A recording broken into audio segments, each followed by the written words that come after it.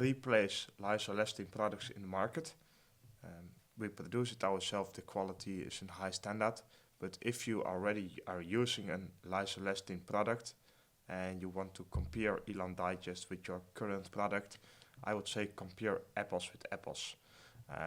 And that means do compare active ingredients with each other, like the lysophosphocholine, lysophospholipids, because then you are real comparing active ingredient with active ingredient, so apples with apples.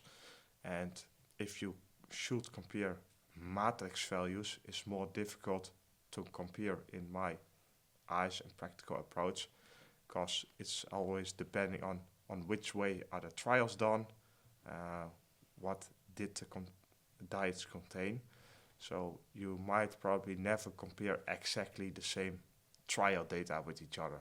So in that way, if you compare the active ingredients, you compare, honestly, what are the differences between the products.